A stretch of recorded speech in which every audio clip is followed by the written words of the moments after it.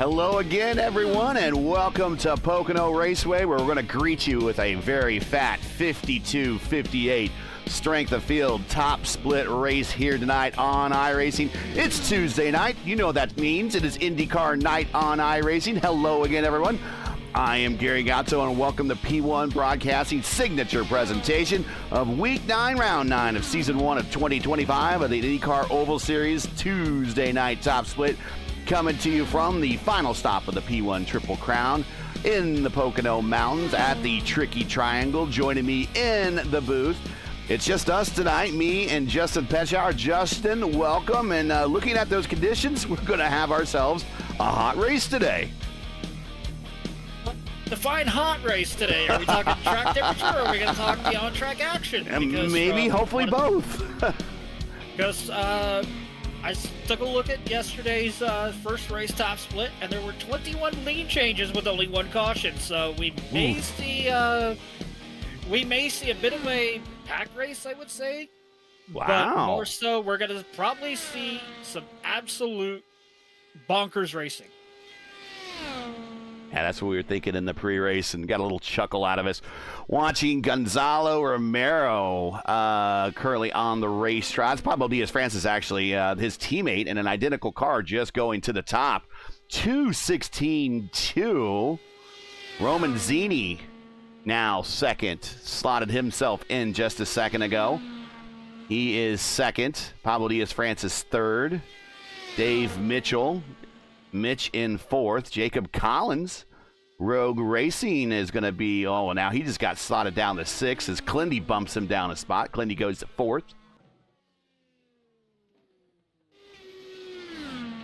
But there are your conditions on the screen. We'll get them off here. 116 degrees track temperature. We don't see very many races that hot. Not track temperatures that hot, at least not on the IndyCar side of things. So that's going to be interesting. You were talking about Gonzalo Romero to the top.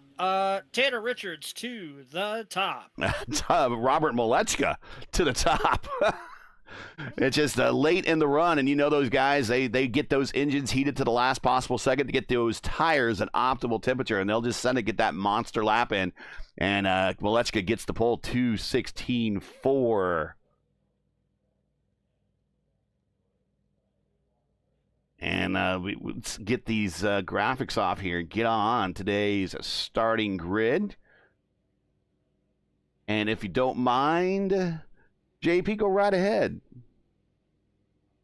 Let's just say, as is tradition, starting on the pole, King Robert Malechka III, who has chimed in chat and said, I have now done a 646, 647, and 648 LMAO. Well, that's a interesting stat to hold there.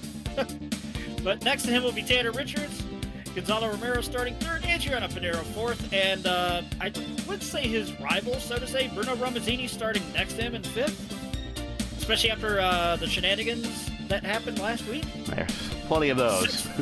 Yeah. Sixth will be Pablo Diaz-Francis. Seventh, as you said, on a new team, Jesper Norman. Eighth will be Clendy, Kyle Clenworth. Ninth will be Trey Shadid, and rounding out the top 10, Josh Ward. 11th will be Dave Mitchell. 12th will be Jacob Collins. 13th, Tony Pizarro.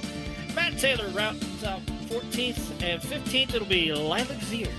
16th, it'll be another good friend of the show, Nicholas Udik. I'm surprised he didn't stop in a little bit ago and say hi to us and say it's going to be bonkers. He's got his game face on. Remember, he's on the verge of losing his smile, so he's got his game face on. That I wouldn't doubt him on that one. 17th, it'll be Stephen Lee. 18th will be Chris Wetz. 19th will be Logan Edwards, and rounding out 20th is going to be Jacob Oster. And then Will Lyon. Shotgun on the starting shotgun on the field with no time. Will Lyon. That is your 21-car field. Oh,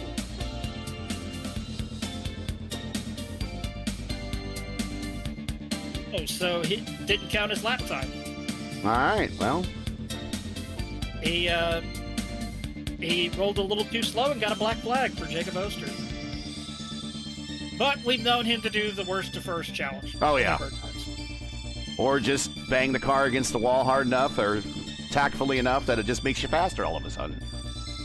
Through the corners, but dog water on the straightaways, a la Nashville. I'm sadly guilty of that last year in the season finale.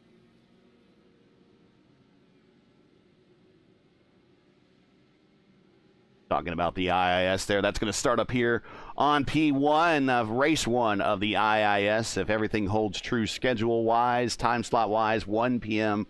March 1st at Sebring on Saturday, March 1st. And right now, tentatively, 1 p.m. Eastern. We will be showing that top split broadcast. Looking forward to the IIS starting up as the field starts to gather up, coming to the green flag down the Long Pond Straight. We're not even to turn 2 yet. Got a little ways to go. Yeah, and of course it's like Indianapolis, 2.5 miles, but only 3 corners and 3 distinctive corners. Turn 1 modeled after the long gone Trenton Fairgrounds at 14 degrees. Turn 2, the greatest race course in the world, Indianapolis Motor Speedway at 9 degrees. And turn 3, flat, almost flat as can be, modeled after Milwaukee at only degrees. Yeah, if someone says turn 3 is modeled after Gateway, and I have heard someone try to say that on a stream before, they are wrong. It looks similar, but it's not correct. It is not correct. I also heard people say turn 3 is modeled after Phoenix, which is right era, wrong track. But here we go, coming to the green flag for 50 laps, 125 miles here at the Tricky Triangle in upstate Pennsylvania. Here we go. Great start by Robert Molechka as they head off towards turn number 1. We're already seeing guys trying to make it 3 wide. Oh, there's 3 wide right there. They tried it. It wasn't going to work initially. Well, there's 3 wide in the back there as we can see it. 3 wide, 2 rows there. As they head off towards turn number 2, they're going to have to back down because at times 3 wide will not work here no matter what series it is, whether it's NASCAR iRacing Series or the iRacing IndyCar Oval Fix Series. And already we see a number of guys that are running up against the wall there. Ripping the high side. Wow. You can get away with that here in both turns 1 and turn 3. You cannot get away with that in turn 2 because that wall exiting turn 2 will jut out and it will catch you off guard. Oh. High exit for Richards off of 2, but he keeps it off of 1, keeping it off the wall, but still chasing down Robert down the backstretch. Let's get the tree on for you. Show you where everyone is currently right now in the running order. Somebody had to back out of it tremendously up in front. I think that was Matt Taylor that had to back out of it. Jacob Oster already up to 13th. Pinero purple lap that time by 2:14.3. There we see Orman and Pablo Diaz-Francis. The one thing about Pocono here is you can go 7 wide. Yes, that has been done before in real life, though. I've also seen it happen. I have seen that picture before. Yes. I've also seen it happen here in IndyCar competition on iRacing. Oh, Jacob! Oh, slides up a little bit, keeps it off of PDF. Oh, so close there. You do not want to wash up into another car coming off of turn 2 there because it upsets the balance of the car just a tad bit. And already we see a number of guys with huge runs coming off of turn 3. That is Nicholas Sudik, who's going to try and get past Matt Taylor side by side as they go off towards turn number 1. Sudik slides up in front of Matt. Matt comes back to the inside. Matt's going, that was too close for him. I think Matt's like, hey, man, what's up with that? But, yeah, like I said, I told you Nick's got the game face on it. Oster around off of 2 Yep. with Roman Zini under caution.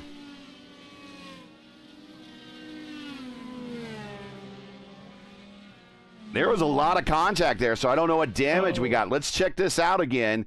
And it is Oster up into the side of Romanzini, and then they kind of trip over each other a little bit over the cross of Romanzini's front nose. And then then he's forgiven, and it says snaps back, but there is definitely damage there. But we are under caution, And I'm going to say, rare mistake for Jacob Oster. Although, guys, we're not race control. In chat, feel free to give us your assessment on that. But Jacob, and we could watch here from his point of view. Oh, he got the dirty air from Josh Ward coming off. Yeah, that's what I was thinking, is that he got the dirty air. So let's see in front of him. He's, that's Romanzini in the draft. Romanzini had nowhere to go on that one. And there you're going to see right in front of him, dirty air, dirty air, dirty air. And he just kind of comes up in the side of him. And I'm going to say maybe rare mistake. And sometimes if you're a driver and you know it, you own it. And I think Jacob's probably going to own that one a little bit. But we are under caution here at Pocono. Early laps here, lap 5 of 50. It's like what I said a little bit ago. You got to be careful going through the tunnel turn, because if you are at least within a second to half a second of the guy that's ahead of you, that dirty air is going to be extremely prevalent. Matt Taylor. Such was the case. Coming to pit road. He's going to take the early option here to pit. Interesting off-strategy call there. Well, Ken, when you're that far back in the order, it doesn't hurt to make a gamble. Of course, he won just a couple weeks ago when we visited Richmond, and a number of cars coming to pit road.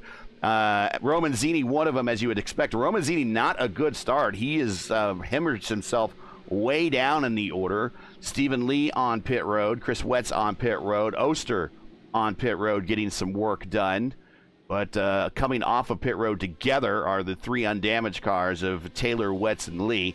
Not involved in the incident, just taking this opportunity to come to pit road, throw on maybe a new set of tires. There are tire limits here in the Oval Series. 3 sets of tires. You start with 1 on the car, 2 in the pits. They might have gone to a new set already. I didn't remember seeing them going up on the jacks or not, but certainly topping off those tanks. Yeah, no fuel limits here. Wait, somebody asked if there were fuel limits? No, but I'm just in case someone was wondering the question, if there's tire limits, are there fuel limits? No, fill it all the way up. Overflow it if you want to. No, this is not like what you would see for a number of the IMSA Enduro races on here, like the 24 at Daytona, the Sebring 12 hours, 6 hours at the Glen, and Petit Le Mans, where balance of performance is absolutely necessary. Well, checking out chat, Maddie Sinclair says, lap 12, if they get a caution around there, you can get an epic fuel save if you can make it to the end. And then also the Maestro in there, and let's see if somebody risks an early pit. Well, there you go, Maestro. We got some early pit takers.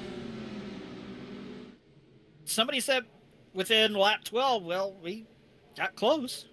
Halfway there. We are at least another lap from going green. Long caution periods, of course, here at Pocono. 2.5 miles long, just as long as Indianapolis Motor Speedway. Place feels bigger, and there we see Stephen Lee coming to pit road. He'll top off one more time. So Stephen Lee's playing the extreme long game right now. Now, cautions here in an IndyCar, they're not as boring, but they're not extremely boring as it is with the NIS opening fixed, specifically the fixed. Because for a number of years that I ran here in the NIS fixed, yes, I'm going a little bit of a story mode, but this provides context in terms of why it can get a little boring here under caution. A number of the races that I was in, it would literally be a caution fest, and it was just agonizingly slow. Now, you can get away with fixing damage because of how big the track is. But in terms of just pacing around, you could probably doze off on the straightaways. And putting up on your screen while we are under long caution here, there are your Oval Fixed Series points coming into today's event. Robert Malechka, your leader. Clindy second. Pinero third. Tanner Richards hot off his first top split win last week. He's in fourth. Pizarro, he's in today's race. We have not seen him on the top split broadcast lately. Welcome back, Tony. He's in fifth. Quilla sixth. Trace in seventh. Jacob eighth. Taylor ninth. And PDF in 10th. There is the remainder of the top 20 for the Oval Series Championship. Now, one of those races where it was absolutely boring in the NIS fix, it was the second Pocono race. It was the European early morning time slot, 6 a.m. Eastern, 3 a.m. Pacific. And the longest green flag run we had was 5 laps. Oof. For an 80-lap race. Well, let's hope we get more than that, as we already got 5 in the books. Coming to green flag at lap 8, underway as the snake is unleashed here down the front straight at Pocono. Yeah, a number of these guys didn't want to try it on the start, but they definitely wanted to do it after the first caution. And, I'm looking at this battle, but where Nick Sudik is, and somebody tried to send it in and realized, okay, it's too early for that. We need to back off and take it easy. Well, Trace in the battle with Nick. Nick on the outside. We're going into a tunnel turn in a position that Nick does not want to be, and he uses the high side and the draft of Josh Ward on the high side to get on by. So move on Nick up to P10. And if you might remember in one of our broadcasts that we did over on the Elite Racing League Network, and their 500-mile race 2 seasons ago here at Pocono, Nick almost got the win there. So Nick really likes this place. We'll watch him now as he attacks Josh Ward going into 1. He's definitely doing everything he can. He's staying in the draft, but right now, Nick Sudik is under... Pizarro! Yeah, he's got a battle with Pizarro. Pizarro goes to the inside of him, and we'll get the pass done as they go off into turn 2. Tanner Richards is saying he's going in. He must have a problem. Not sure where he is in the order. Tanner right there, 7th, 8th. Now that's coming into pit road. You might have to go back a couple laps and see if he smacked the wall, but we'll watch him come down pit road. Is this a scheduled stop or not? I don't think it is. I think this is still early. We'll see when he comes to pit road. Tanner, winner last week at Charlotte. Passing the empty car of Oster, who is currently still getting work. Romanzini. Oster now moving on pit road, so he is done with work. Tanner coming down to his stall, up on the jacks, new set of tires.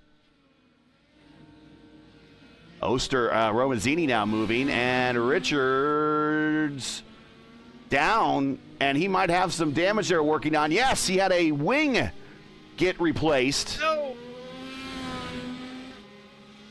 And he's going to pop out right with the leaders as Pinero and Malechka, 2 heavy hitters in the community. Pinero to the lead.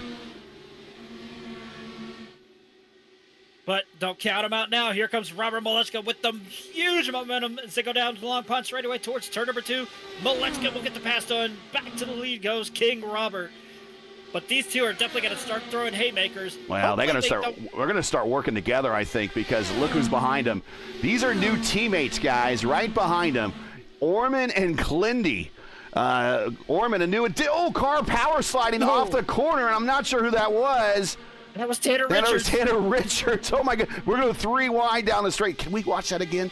Let's see. Look at that. Oh, wow. As he's coming around the corner right in front of Jacob.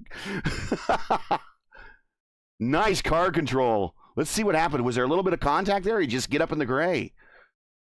I think he got up in the clag up on the high side of turn 3. Oh, wait a minute. No, netcode. Netcode with the 7 on Pablo Diaz, but he caught it. Pablo didn't touch him, but netcode thought he did.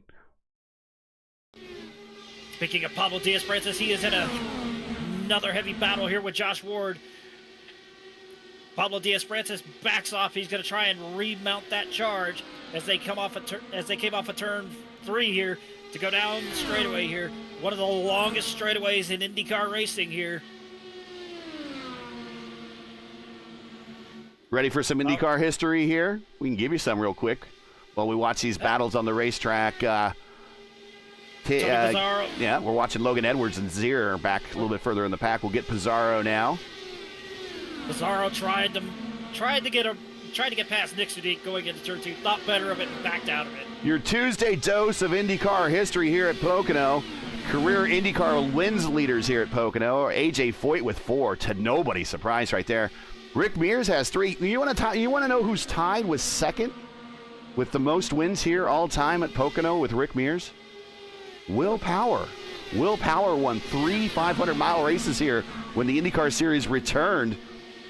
So he is second all-time with wins. Danny Sullivan, Allister Sr., and Uncle Bobby each have 2 here. I think I know one driver would probably want to forget ever running at Pocono, and that's James Hinchcliffe. Oof. He's Getting the been wrecked out pole on- and then spinning out, going into turn 1 and lap 1. Yeah, 2013, and then getting involved in 2 wrecks. 2018, where we... Oh, well, Nick Sudik. Yeah, I was about to say. I'm wondering, I don't know. I can't say this for fact because it looks like Tanner's down a lap, but I think he has the pace. I think he's all repaired.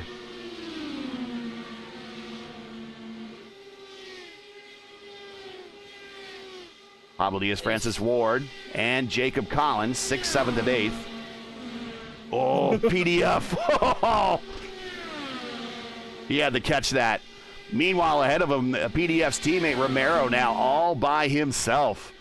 He has nobody behind him to help him and nobody in front of him to help him. He is in an island all on his own. If there's Gilligan Island going on here at this racetrack, he's on it. And already back side by side with Jacob Collins and PDF as they go through turn 1. PDF with the huge run on the high side. Collins got a little bit of understeer. I think he must have clipped the apron there. As we always say, apron bad, track surface good. Yeah, this is where the point in the run where now the tires are nice and warm. And speaking of nice and warm, here is your track temp report, 111. So it is up there. But when the tires get nice and warm here at Pocono, the low line does not become the fast line anymore. It becomes the high line where you get all that momentum. Look at everybody moving up off the bottom on 3, trying to keep that momentum to go down the main straight here. Watching Jacob Collins now as this battle for 6 kind of gets strung out a little bit. As Matt Taylor taking a peek on the inside of Logan Edwards. He cannot get the bottom done. And now he loses some momentum. Here comes Stephen Lee with a head of steam. And he gets around just for the time being. Matt will remount the attack. Meanwhile, up front, Malechka now pulling away as Roman Zini, playing in the form of lap traffic, is kind of spreading this battle out as Malechka now a point, almost 0.8 of a second lead over Pinero. Clindy now 3rd, Orman 4th, Romero 5th. Let's get you some gaps, see where the closest battles are right now.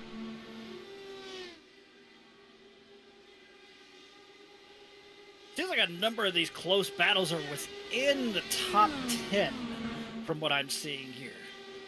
Roughly within a second of each other. Well, Ward, I said Gonzalo was on Gilligan's Island. Well, Gilligan's been rescued a little bit because Ward has reeled him in.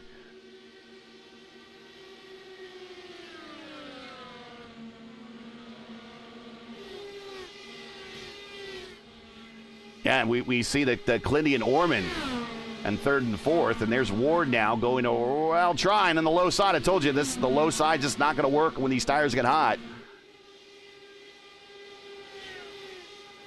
Everybody single file coming off of turn 1 into turn 2, modeled after Indianapolis. As this battle starts to kind of quiet down. Hey, if you enjoy P1's coverage of the iRacing IndyCar Oval Series Tuesday night top split and respect the stream, please do us a solid. If you're unable to donate to the broadcast, please do the next best thing and support us by subscribing. And while you're at it, don't forget to smash like to help the algorithm and click the bell so you don't miss out on future P1 iRacing broadcasts. You can also send us super chats if you like by hitting the little $sign down in the chat window there. We would appreciate it. Here's Jacob Collins, PDF going into the tunnel turn side by side. And they're going to come off side by side as they head down the short chute into 3. And right with them is Nick Sudik. Still side by side between Jacob Collins and PDF here as they come off of turn 3. It's been a hotly contested battle between these two as they're essentially throwing haymakers at each other to try and get by, but they're losing ground on Josh Ward and Gonzalo Romero up ahead of them. But now we have another 2. Well, it was another side by side. Well, here we go, 2 by 2. 2 by 2, 2 rows deep here. Jacob Collins will file in, but Nick Sudik is going to have to let Tony Bizzarro by as they go off into turn 2 here.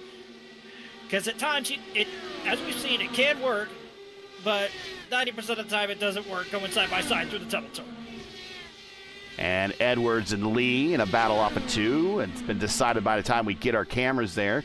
But Lee up to 15th. Tanner Richards looks like he has retired. He is gone from winner to, unfortunately, last place the next week. That's how IndyCar racing is sometimes. Matt Taylor on pit road. This could be a scheduled stop, and this might be a short pit because, remember, he did come in on lap, he's on lap 21 now. He came in only 15 laps ago.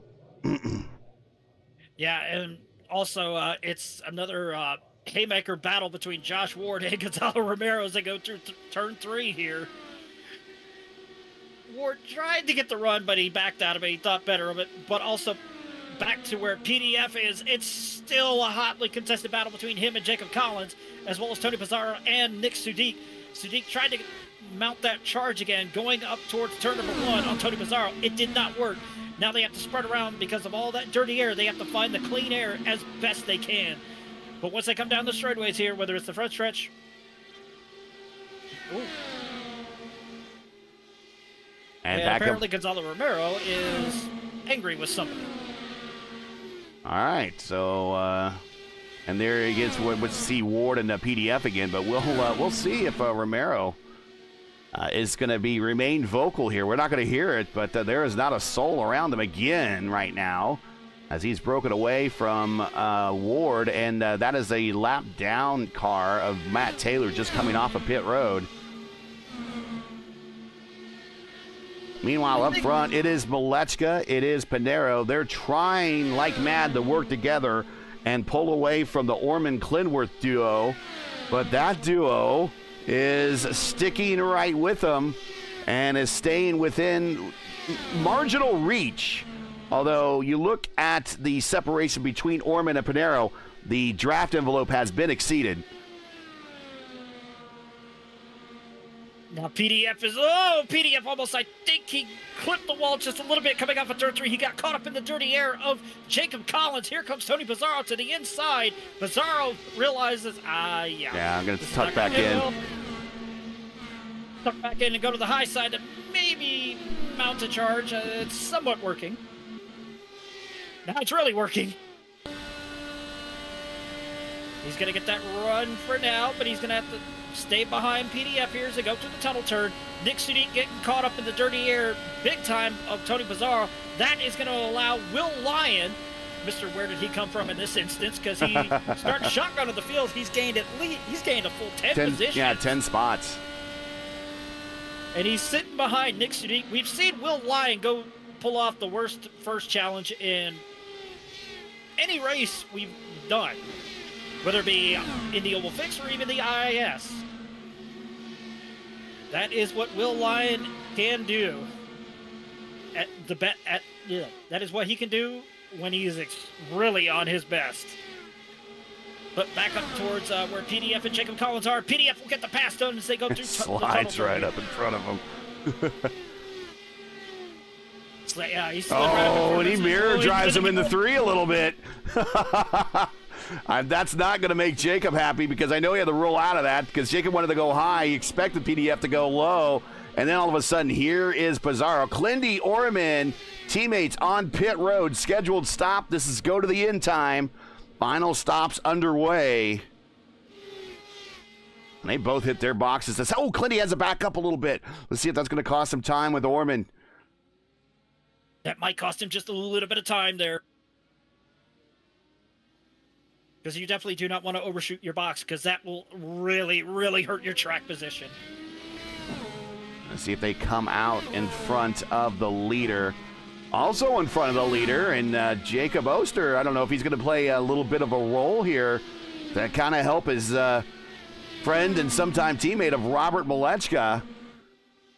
But Clindy gets in the way. Pinero sweeping down off of 1 down the Long Pond Straight. He'll get underneath Malechka, move him into the lead as he slides around him in 2. I expect these guys come to pit road anytime. Romero now in 3rd, Ward in 4th. PDF leads this train in 5th.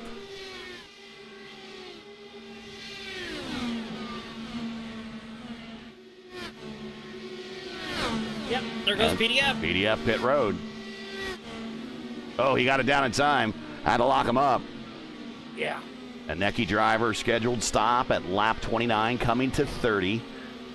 Year of 50. Thanks for joining us, everybody. Make sure to like, share, subscribe, donate to the broadcast. We do this for free on behalf of the community. Watching one of the big hitters here in the community come to pit road. Final stop here, 29 of 50.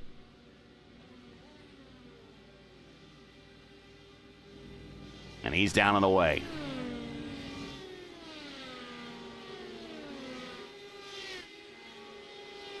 And there's Jacob lending a little bit of a hand to Robert. I just don't think that he can really lend a hand in so far of kind of play a major spoiler role here, because here comes Pinero. He's going to get around him. I think Jacob might be a little bit damaged with the under tray, down on speed. Just trying to earn some valuable points here in the closing stages. Already 20 laps to go here at Pocono. Yeah, that under tray body was more so on the side, the right side body when the contact was made when the first caution was brought out by him and Bruno Romanzini as they wrecked coming off of turn 2. Logan Edwards also signaling that he is going in. A number of these guys are already starting to spread out, mainly because of all the pit stops that are happening, as you notice here. We already got Steve Mitchell and Logan Edwards going on a pit road. Should be getting a few more that should stop. We have Mitch and Edwards on pit road, and now Orman and Clindy should get this pass on those two. This is what, unfortunately, I love Clindy to death. I love Clindy to death, but that's the difference between missing your marks on pit road right there. They came in together. They came in side by side when you saw from that picture originally. That's what missing your marks does. It puts a big deficit that you have to overcome, and that is it right there. Look at it. It's a quarter straightaway lead. Robert Malechka on pit road here. He should be able to hit his marks on pit road. There he goes. Beautifully does. As well as Nick Sudik on pit road now. So the cycle should be, the cycle is happening, and I think we'll see Robert back up in the front. So we have Pinero yet to stop, Romero yet to stop, Ward, Pizarro, Collins, Zier, Shadid. So Pinero, Romero, and Pizarro. All the O's. If if your name ends in a vowel, you're in the top 3 of the top 4 positions.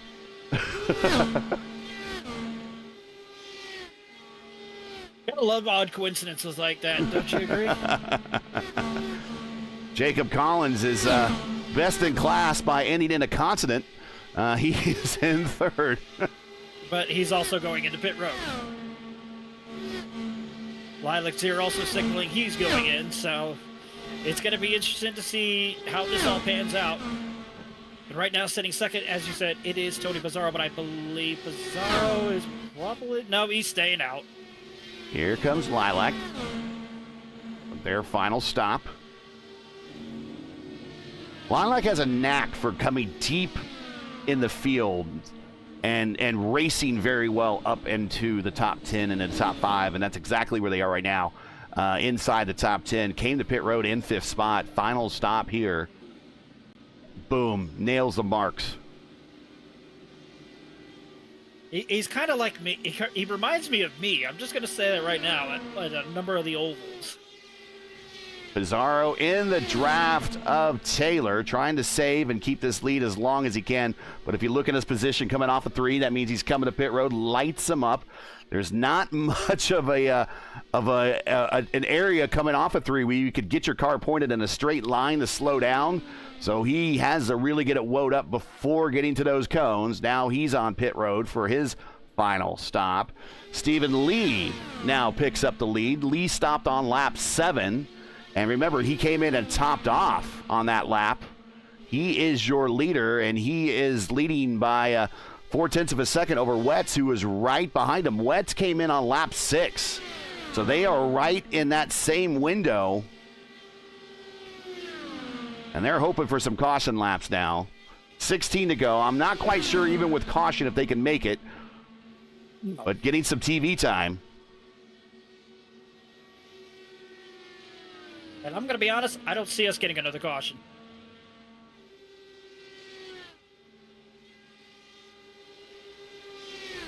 Meanwhile, if that does cycle out up front with Lee and Wetz, this is now your battle for the lead. Malechka and Pinero, this is in third and fourth. So they are right back on top of one another. And Pinero, purple lap, 2:17.6 in the draft of Malechka. And look at the big gap they have between themselves and Clindy and Orman behind them. It is huge. There it is. And actually, Clindy's gotten around Orman. He ran him down and passed him. I think they're trying. Maybe it's possible Orman went back to Clindy, picked him up, and said, the only way for us to win this race is to race together and try to bring us up to the front. And that's possibly a little bit of a strategic move that Orman did to regather Clindy after the mistake, and then relink with him and try to move forward in the slingshot, little leapfrog action down these straights. Or as we used to call it over in the NASCAR stuff, tandem drafting. Tandem drafting. There you go. If you're just joining us, you are watching P1's signature coverage of round 9 of 12 of the IndyCar Oval Series. Tuesday night top split coming to you from Pocono, where Stephen Lee currently leads as Wetz has gone to pit road. So Lee is by himself by about 14 seconds. He has a lot of time that he can clutch and coast if he wants to. We'll see how far he can go. He might only have another lap or so, considering Wetz just came to pit road. But if you're just joining us, make sure to smash that like button, subscribe to the channel so you don't miss out on the next race. Also, don't forget your commentary team by sending a donation via our GoFundMe campaign link in the description or the super chat in the chat here on YouTube. We would certainly appreciate it. Stephen Lee giving up the lead right now, pit stop. So we figured we had about one more lap left. He's going to top off and get to this final 13 laps with an extra stop here at the end. That will turn the lead over to Pinero, who's going to lead Robert Malechka coming off a 3 down the main straight. Malechka getting the run, and he's going to take a peek into 1. Gets that peak going into 1 here with a hard charge, and he will get that pass done as Pinero will stay to the high side. New leader, once again, King Robert.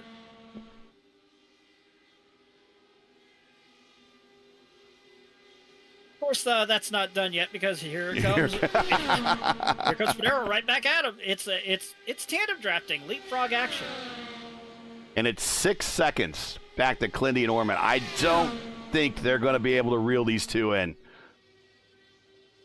I think Oster is probably going to call it quits because he said he's pitting in once again. So it's unfortunate because we know how good he can be here at Pocono, but he'll say goes fate at times can play a cruel hand. And almost had a shot at the Triple Crown last season and did not get that third win. And Robert won't get the Triple Crown either this season, but he might get 2 of the 3 if he does well today, gets the win today. But Pinero not have anything about it. Now, Pinero should be mentioned that he did win the Elite Racing League's 2024 B season, their Pocono 500, and it was really his launching point to the 2024 B Warriors for Peace IndyCar Series Championship. So we know that we've seen him in the races that I've called. We know we've seen him do well at this track, and he has proven it right here as these two are certainly the class of the field right now with 10 to go. Yeah, these two are just throwing they're throwing passes at each other. Let's just say that. But of course, as we see right behind him, though, way off behind him, in the distance, it's Jesper Orman and Kyle Glenworth that are throwing haymakers, but also Gonzalo Romero has thrown his hat into the ring, and Romero gets a little bit into the dirty air of Jesper Orman. He has to back out of it, though he doesn't go into the wall in turn 3. There's a lot of room there on the corner exit. So all you have to do is get your car pointed in the right direction. But he's going to stay up in, ripping the high line, Romero. He's going to try for a big run down the Long Pond Straight. trying to get back up to Orman and get a peek to the inside. Orman, meanwhile, he's going to duck out, get a shot on Clindy going into 2, and they'll do a little bit of a tandem draft there. And Ward and Pizarro tandem drafting as they're trying to catch the group in front of them. Another group behind them, tandem drafting of 3. This is PDF, Nick Sudik, and Collins. Then a group of Will Lyon, Lilac Zier, and Trace Shadid. They're all working together, trying to reel in the group in front of them.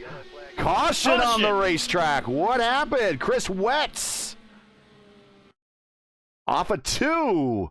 Too much weight, Jacker, or did we grab a little bit of the apron, which is easy to do there? Let's check him out. In front of Stephen Lee. Oh, yeah. A whole lot of apron. And Lee, Lee gets him. Where to go. And just finishes him off hard into the wall on the short straightaway between turn 2 and 3. That wasn't just a little bit of apron. That was a whole tug of apron right there. So we are back under caution here with 7 to go, and we are going to set up for a sprint. And that's exactly what Clindy, Orman, Gonzalo Romero, Josh Ward, Pizarro, Pablo Diaz-Francis, Nick Sudik, Jacob Collins, and Will Lyon all wanted. While Malechka and Panera are going, why? Now, I shouldn't also say that Zier didn't want it or Shadid didn't want it. At some point, I had to stop yelling names, but this entire field wanted that caution. And so it is going to turn into a shootout here in the Pocono Mountains.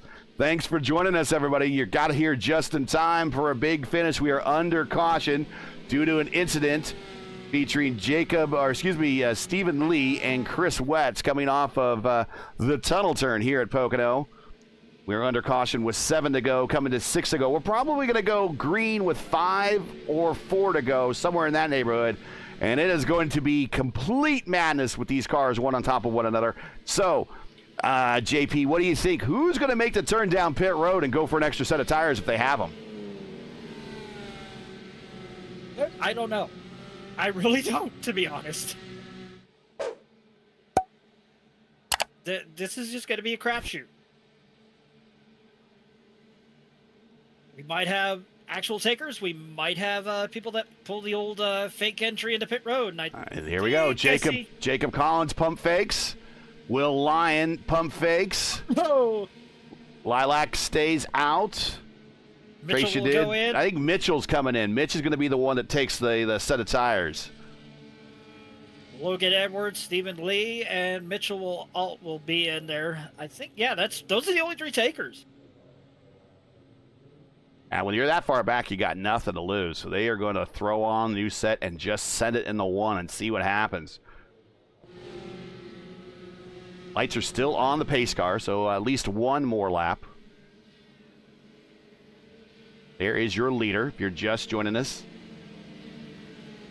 This is our coverage of our signature coverage of our signature series that we cover every week of the IndyCar Oval Series, Tuesday night top split, coming to you from Pocono. We have 6 to go here. 50 is the scheduled distance. If you're enjoying tonight's race, make sure to smash that like button. But we see most of the drivers are still in the cars that started. 21 cars started. We only have 1 out. Tanner Richards, the only one shown retired. Roman Zini is currently last car running in the order. He's 6 laps down on 20th. Fortunately, he was involved in an incident with Jacob Oster, who we see him on the low on the racetrack right there. And I believe we're close enough to the finish that all of the cars on the lead lap will be in direct contact with one another for the restart. You hear a number of cars trying to burn off fuel. Oh man, listen to them. They're all like, it sounds like a symphony. Yeah, they're all burning. Yeah, we're out with Pablo Diaz-Francis. He's doing it.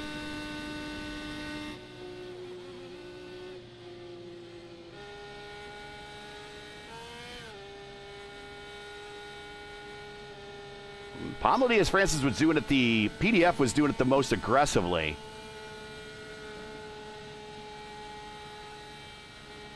So he must know exactly what he needs to get to the finish.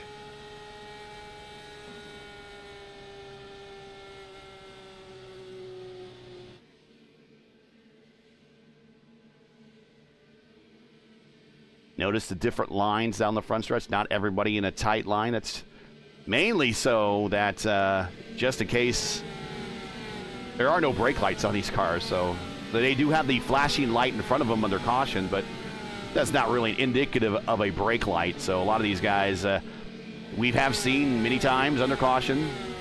Contact happen when you're not paying attention. The closing rate, even at this, I think they're sitting at about 60 miles an hour right now. So in a virtual sense, they're traveling no faster than you are when you are on the highway in most cases. So they can end up in the back of somebody rather quickly. So that's kind of why they staggered themselves a little bit. But the light's out on the pace car coming down the short chute. This is the Long Pond Straight, actually, in the 2.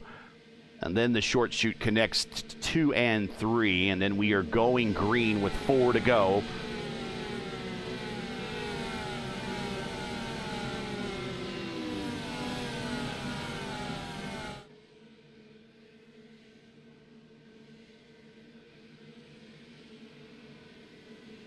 All right. You ready for this, JP? Yep, I am ready. Here we go.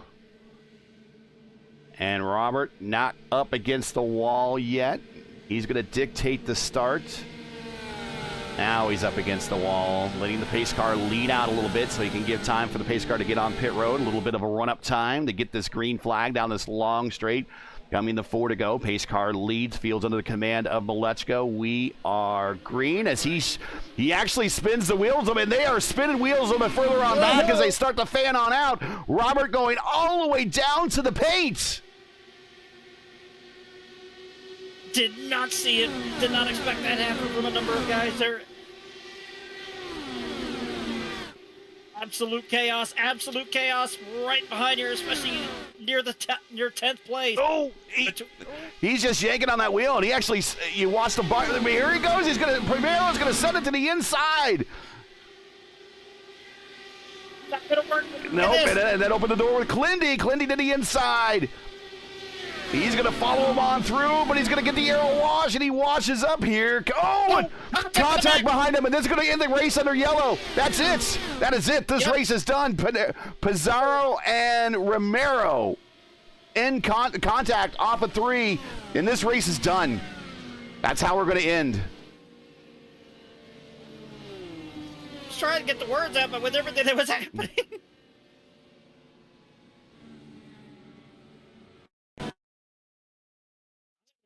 Let's just say I was literally left speechless. So, yeah, you see what here, Pizarro getting a big run on the high side, and Romero just had I don't want to say had no place to go. Every lane in front of Romero had a car, so Romero had dirty air. There was no option for Romero. Catches the dirty air, and by the time he comes off the corner, then already Pizarro is on the high side, getting the pass done, or at least alongside of attempting the pass. It would have probably been successful if Romero rolled out of it a little bit. Romero kept his foot in it and came up into Pizarro, and that is day done. And yeah, actually someone said it in chat, championship implications, because Pizarro is in the running for the championship. So that is going to hurt him on a heavy strength of field race. That's one thing you never want to have happen, is getting involved in a wreck where you're in that championship hunt. But I believe that's going to do it. I don't think we're going to see any more green flag racing tonight. Nope.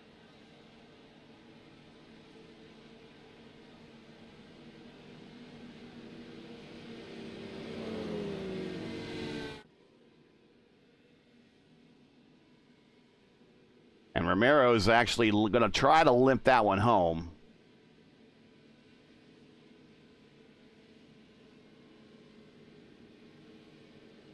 But to just review the final running order, as we currently have it scored with the caution, Malech is going to get the win. He'll get 2 crowns, two jewels of the Triple Crown.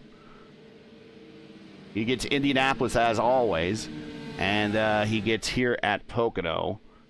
Ryan Campbell not in today's lineup, got the opener at Fontana in the P1 Triple Crown Challenge. So that challenge will roll over to next season We'll see if we get someone that can answer it. Well, let's go with the win here. Pinero. Currently second. Pinero, we saw last week basically get... he had a dominant day at Legacy, Kentucky in the Warriors for Peace IndyCar Series. And really, I will say, kind of got screwed by a yellow. Missed it by a lap. He came in early, and then just after he came in, the yellow came out while his competition was still out there turning laps. And he had to cycle back in the order, led most of that race. Pinero did. Came down further in the order than he wanted to, but still got the finish. Had a rough start to the 2024 B Warriors for Peace IndyCar Series season. And a much better start to the season for the 2025 A season. One of his rivals in that championship right next to him there is Clindy. Clindy fought from deep in the field for a moderate finish there. He's going to have himself another podium here in the top split. His new teammate right behind him, Jesper Orman's going to come home in fourth for the new team. Right behind, not sure what's going on with Romanzini in the back.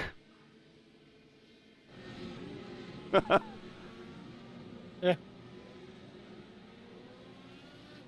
He can't go yellow again. If there were to be a double yellow, another yellow while under caution, that would break the time-space continuum. Josh Ward, currently in fifth. Good top 10 for him. That will pay well. Nick Sudik, he's up 10 spots to sixth. We told you this is his track. And I think if this last run had a chance to develop a little bit more, we might be seeing him with a couple more positions. Ooh. Oster banging wheels with Clindy. Not sure if that was for fun or what there. Apparently Cludworth is saying he can't hear anybody. Will Lyon, he comes up 14 positions to seventh spot. Pablo Diaz-Francis, not exactly where he wanted to finish. He going to come home eighth here. Jacob Collins, up 3 spots and a top 10 for him. And Trace Shadid, another top 10 for Trace in 10th. Zier in 11th, Romero 12th, Taylor 13th, Mitch 14th, Stephen Lee 15th, Edwards 16th, Pizarro I think is done. I don't think he's rolling. Yeah, he's just going to finish up today. 17th on pit road. Jacob Oster back in 18th. Romanzini doing donuts coming to the white flag. Not sure why, but he is 19th. And Wetz and Richards not finishing this race. They're finishing on pit road. Checkered flag in the air. Robert Maleska, your winner. Final crown jewel event of this season. As wheel banging and congratulatory wheel taps going on. Jesper gives him a little bit of the front wing. Here's Romanzini just barging on through. Let's get... Excuse me, pardon me, coming through. Yeah. That was a Trace Jit that just blew right by.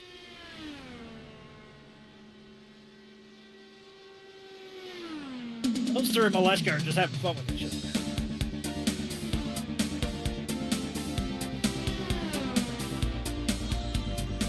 And there's the results once again.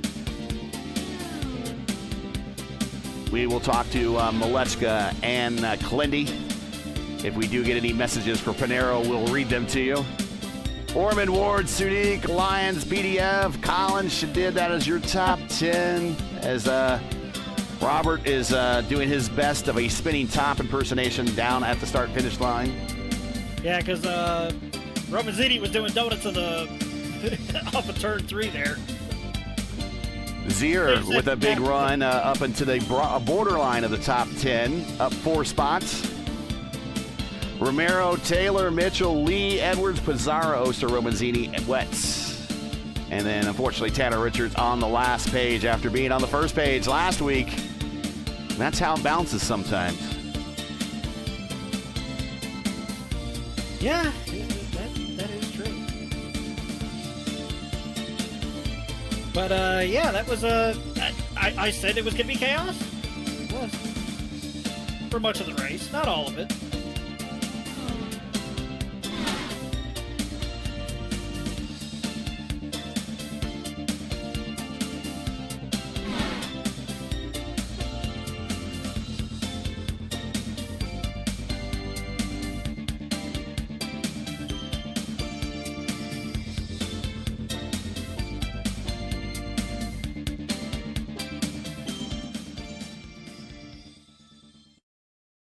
All right, let's get into the interview room, see if anybody would like to talk to us.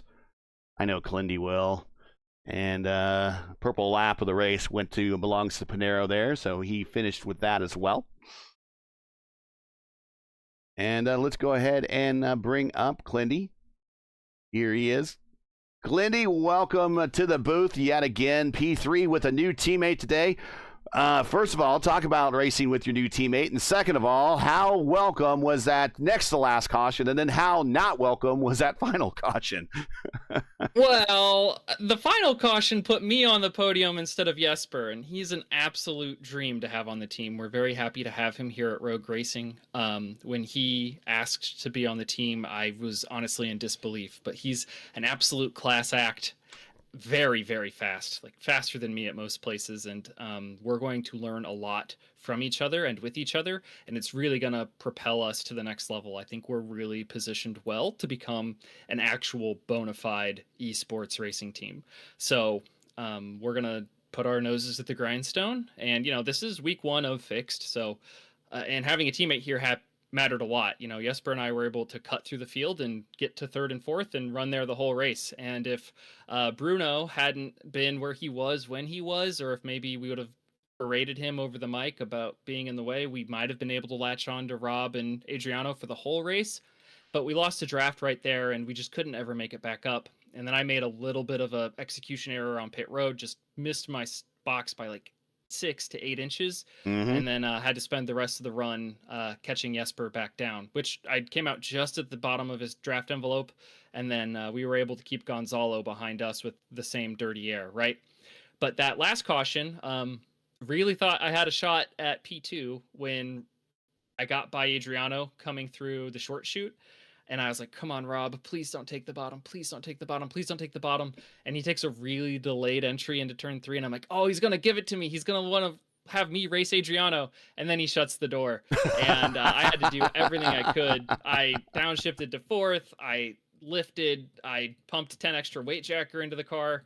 And I did not die. And I did not kill anyone. But apparently people stacked up behind me. And I'm very sorry for anyone's day that ended prematurely. I think Nick thought that was something that had messed him up. Oh yeah, so it looks like Tony and Gonzo just got into it behind me. So, you know, it's the way it goes sometimes. But huge shout outs to everyone on track today. Really clean, really respectful racing.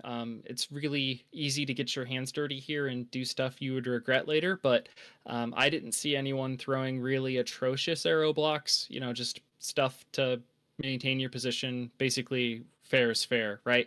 Yep. I don't hold it against Rob. He did what he had to do because, I mean, if he doesn't cover the bottom there, I'm in position to get a run on him on 1, or Adriano even could get a run on both of us into 1. And so, you know, it's in his best interest to throw that aero block. I was just hoping maybe he felt bad for me and would help me out. But I should never expect that, right? Always expect people will do what's best for them, not what's best for Kyle. Yeah. But yeah, I can talk on and on about this race. Basically, it's an absolute dream to have Jesper on the team here at Rogue Racing. I can't wait for the time change when we'll get Ty back in these fields and Antonio more consistently. And then when Campbell is done being the most important person in the world at Dale Coyne, we can have him stealing more of these crown jewels. Like, he's good enough to win these things, and I'm just good enough to end up on the bottom tier of the podium. So if I were a better teammate, Jesper and I would have finished 1st and 2nd. When Ryan Campbell comes back, he'll lead the charge. He'll bring us to a 1-2-3 sweep. I believe in my fearless leader. So, all right. Well, you kind of nailed all those shout outs and everything. I got more, Gary. You got more. All right, man. All right, you know the drill. You know the drill. Go ahead. Give me your shout outs. First and foremost, thank you, Mr. Gary Godso, for founding P1 Broadcasting, putting it on the side of my race car, believing in me. and for helping me get into the booth and be better at calling races, because that's an absolute dream. Thank you to Murph for being a good booth mate on Mondays and an adequate race partner Monday nights later. I apologized to him yesterday. I bit his head off. I wrecked yesterday because he asked me if I was good on fuel and by how much, and I looked down at my fuel remaining and had a skill issue. I should have been looking eyes forward instead of eyes down. And in a moment of immaturity, I blamed Murph rather than myself. And I'm not going to do that again. And I apologize to him for it. And I'm doing it on air because it's not the way I want to treat people who race me with respect and believe with me. And Murph is one of those people, and I respect him a lot. And he did not deserve that. And I will never do it again. And then shout out to Segerman Farms. My cousin Craig is watching. He said he'd put it on where they went out to get a drink tonight. So hopefully people in Minonk, Illinois had a hometown boy to root for. I'm just down the road on 39 from Normal. I may live in DC now, but Illinois is my home. It's where my heart is. And then shout out to Shane Coker. This is a home race for him in Pennsylvania. He wants to win here real bad this week, and I'm going to coach him up later this week, see if we can't get him a top split win. May not be the SOF, but it'll mean a lot to him so he can fly just like his Eagles did on Sunday.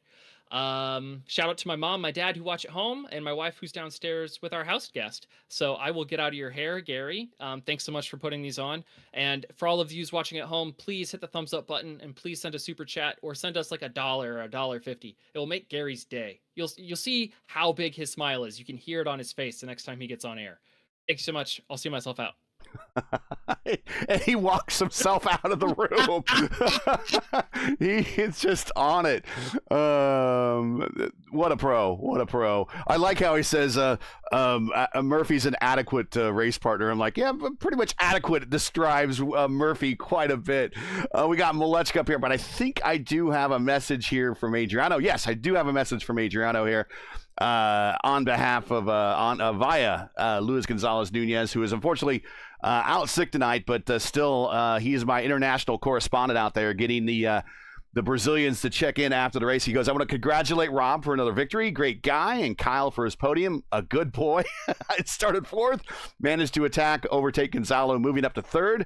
On the restart, I managed to attack Tanner, and I overtook him and went to P2. Rob and I shot up to the front. I managed to save 2 more laps of fuel.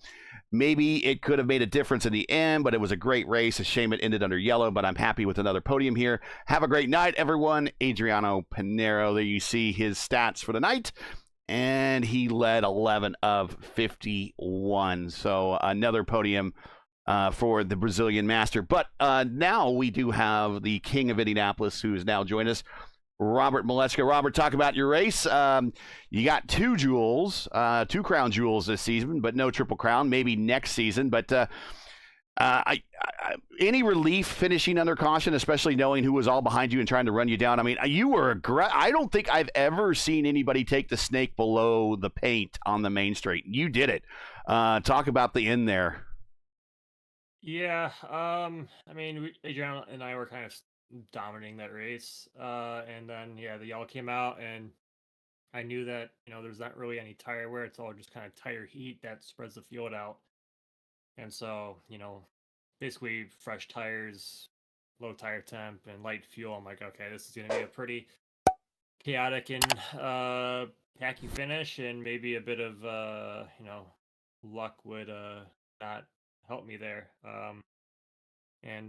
Just trying to break the draft as much as possible, kind of be as unpredictable as possible, kind of like the Indianapolis, Michigan, those type of tracks where the draft is really strong. So it's kind of weaving where it's not dangerous, but being unpredictable for everyone behind me to kind of keep as big of a lead as I could for as long as I could, because eventually they would get there.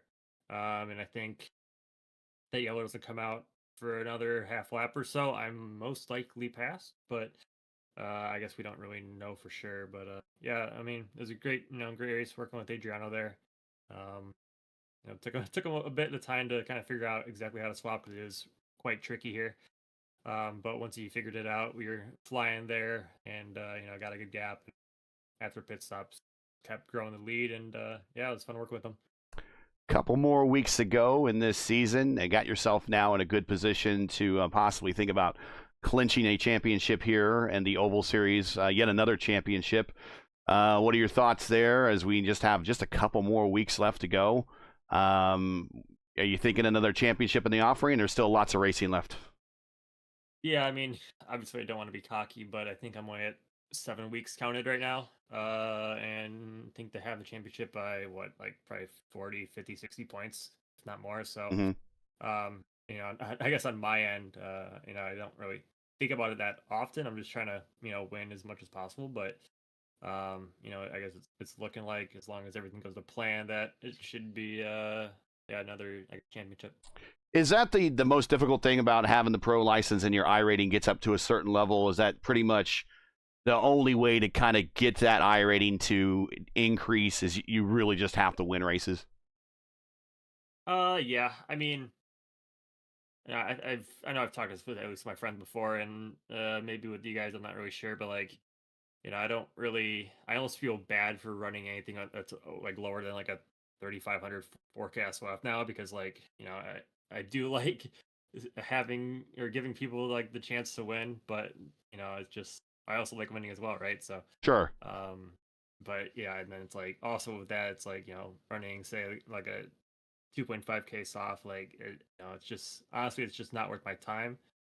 Even though there's some weeks where I would like to run more. It's the risk is not worth the reward in my opinion, and it's I like seeing guys be able to work on their craft and see them kind of learn and battle for leads, battle for wins, while I guess I'll try and keep doing my thing on these mega SOFs. Shout outs, friends, family, sponsors, you know the drill.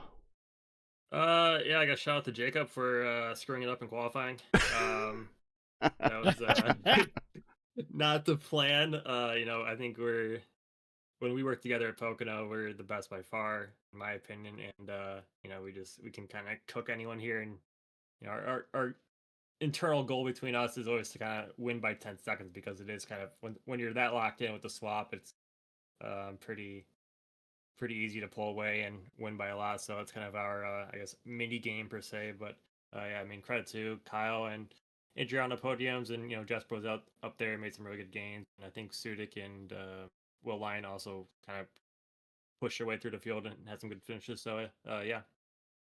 All right, well, congratulations, and we will catch you next week when we head off. Let's see, where are we next week? We are at Improper Phoenix. Okay, so for a night race. Fun. All right, we'll see you there. Take care. Congrats. Take care, guys. There we go. All right. Final thoughts, JP, before we get on out of here. Chaos. Chaos reigns supreme. Another fantastic finish here, albeit under yellow. You know what? I'll just say it. Fantastic race. Sucks that it ended under yellow, but you can't really control that. No, because not at all. It's, I'm just going to say it, and it's a quote. Shit happens. And when it happens, there's nothing you can do. You're just a passenger along for the ride. Yeah, you're right. You're absolutely correct. But next week you are off, so we'll be back to me and LGN next week. So we wish you all the best with the family and everything next week. We'll be keeping you in thoughts and prayers and everything you got going on. Plus a lot of rest time for you as preparation for the IIS starting at the end of the month. So it's quickly getting here. So thanks for being here, man, and enjoy your week off next week. Yeah, well, it's not just getting ready for the IIS. I also have the IMSA Enduro races, as well as branching out into the new Super Late Model Tour, because those are going to be full distance races as well. And one of the first races that I'm going to be running is 300 laps at Irwindale Speedway, literally the weekend after we run the IIS at Long Beach. So a 2-week vacation stay in Southern California, in the LA area, before I go to the East Coast and then the Midwest. So, well, that's it for tonight, though. But yeah, man, we will see you in a couple of weeks. Good to have you here, and a good race. And you're right. It was chaos today, but that brings a lot of views. So appreciate everybody at home sticking around watching. That's it for tonight. Once again, your podium from Pocono, Robert Malechka getting two of the crown jewels of the Triple Crown, Indianapolis and Pocono. Maybe he does it next season. We will eventually see someone get one of these Triple Crowns, and we'll record it appropriately, but not this season, but maybe next. Pinero second, Clindy in third. Join us again next week for round 10, week 10 of season 1 of 2025 of the IndyCar Oval Series. Tuesday night top split as the teams and drivers head to Improper Phoenix Raceway for a night race on the last short track of the season. Coverage begins around 7:15 p.m. Eastern time. Again, at 7:15 p.m. Eastern. As always, for the correct broadcast time in your area, you can find everything right here at YouTube at youtube.com/@P1 Broadcasting. Hey, we love bringing these races to you, but they're not easy. They require time and money to produce. Because of your generosity and donations, we've been able to bring you IndyCar Oval action nearly sponsor-free. But if you share our passion for the sport of IndyCar, and if you're here, frankly, we know you do, and if you enjoyed our coverage of the IndyCar Oval Series Tuesday Night Top Split, please take time to visit our GoFundMe page or give us a super chat, and we certainly would appreciate it. The link to the GoFundMe page is in the description, and donate to our 2025 broadcast fund.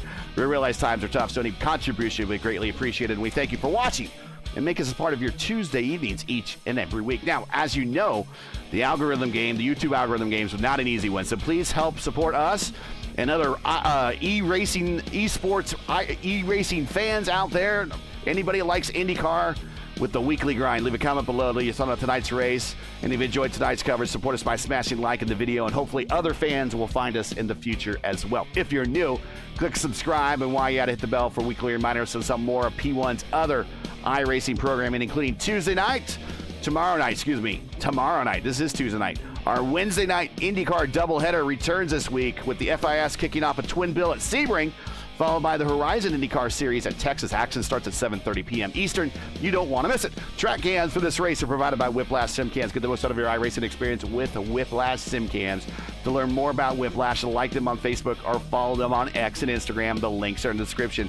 For business inquiries and to learn more about P1 and what we do, visit us or like us on Facebook. Follow us on X and Instagram, and you can follow all of our socials on our Linktree link, which is up in the pinned, and I think at the top of the page. If not, you can find it in the description. Everything you need there. Big news this week for the channel, and hopefully you've been following along. We will be the home of practice and qualifying for the Hoosier 500 in December. So we'll have more details on that as we get closer. So for Justin Patshower, LGN, who's helping out at home when he's sick, everyone here at P1, I am Gary Gotzo saying all good night. Thanks for watching, and all the men and women serving in the military and as first responders. Godspeed, God bless, and come home safe. Catch us again right here next week at Improper Phoenix for the next race of the IndyCar Oval Series. Tuesday night top split on P1. Good night.